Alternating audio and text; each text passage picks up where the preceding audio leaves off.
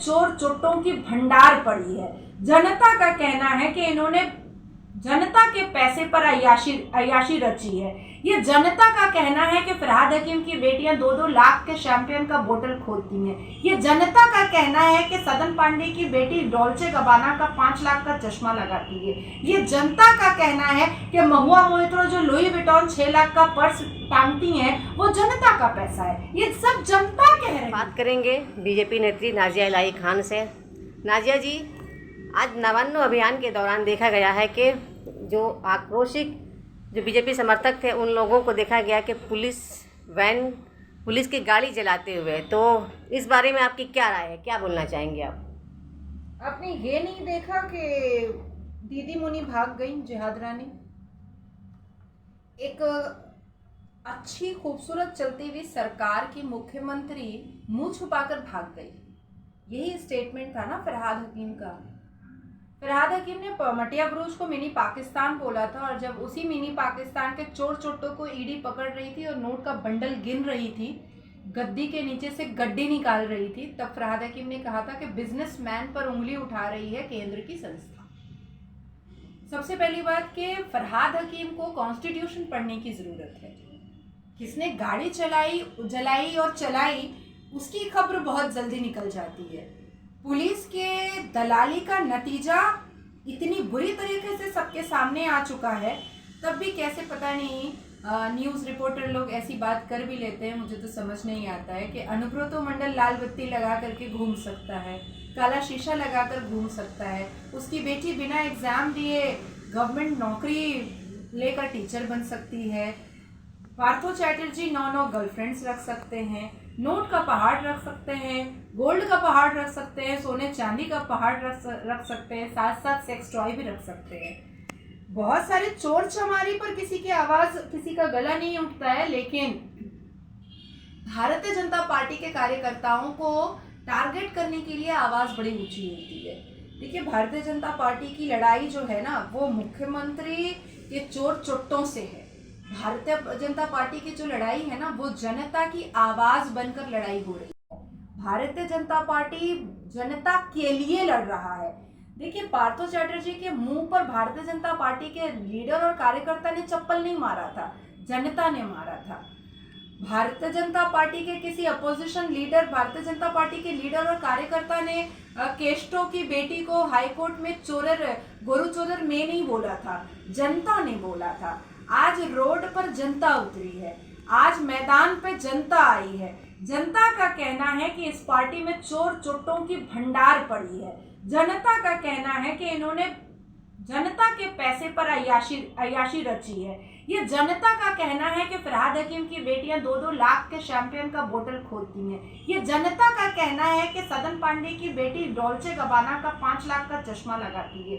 ये जनता का कहना है कि महुआ मोइत्रो जो लुई विटॉन 6 लाख का पर्स टांगती हैं वो जनता का पैसा है। ये सब जनता कह रही है, ये हम नहीं कह रहे हैं, ये जनता की आवाज़ है।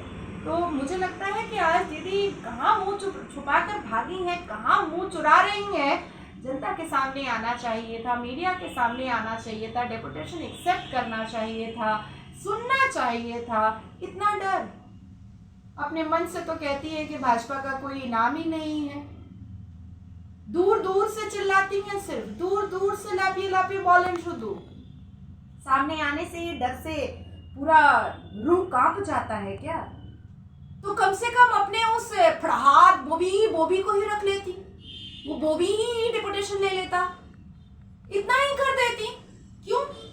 बॉबी को भी डर लग गया क्या कि लोग पूछ लेंगे कि 2 लाख का शैंपेन का बोतल आपकी बेटी कौन से पैसे से खोलती है, जनता का कौन सा चुराया हुआ पैसा है? और ये इतने खूबसूरत खूबसूरत कपड़े फॉरेनर स्टाइल के, ये मुसलमान की बेटियां, मुसलमान बॉबी की बेटी जो पहनती है, ये कहाँ से पहनती है? पेरिस में शॉपिंग किसके पैसे से होता है? जनता के पैसे से। कि बॉबी इतना कमा चुका है, और कमाया तो कहाँ से कमाया? देखिए, आज नौबन्ना अभियान चोर धरो जेल भरो, ये जो स्लोगन था, ये हमारा कामयाब रहा है, और हम लोगों को बहुत खुशी है कि जनता ने हमारा साथ दिया है। पुलिस ने अपनी मुकम्मल दलाली पूरी की है। Police as a TMC puppet बिल्कुल हमेशा की तरह पेश आया है। जो मतलब जोश है वो हमारे कार्यकर्ताओं के कम नहीं होंगे। अच्छा, तृणमूल कार्यकर्ताओं का ये भी कहना है कि सिर्फ हमारे ही लीडरों को क्यों पकड़ा जा रहा है, जबकि शुभेंदु अधिकारी भी शारदा और नारदा मामले में पूरी तरह से मुलविस थे, वो भी मतलब बराबर के हकदार थे। तो फिर वो चूँकि बीजेपी में है इसलिए उनको छोड़ा जा रहा है, और बाकी तृणमूल के एक एक लीडर को पकड़ पकड़ के उनको जेल में डाला जाता है। इस बारे में आप क्या बोलेंगी? देखिए, मुझे समझ नहीं आती है इन लोगों की बात, और खास करके तो बोबी की बात मुझे एकदम पल्ले नहीं पड़ती है।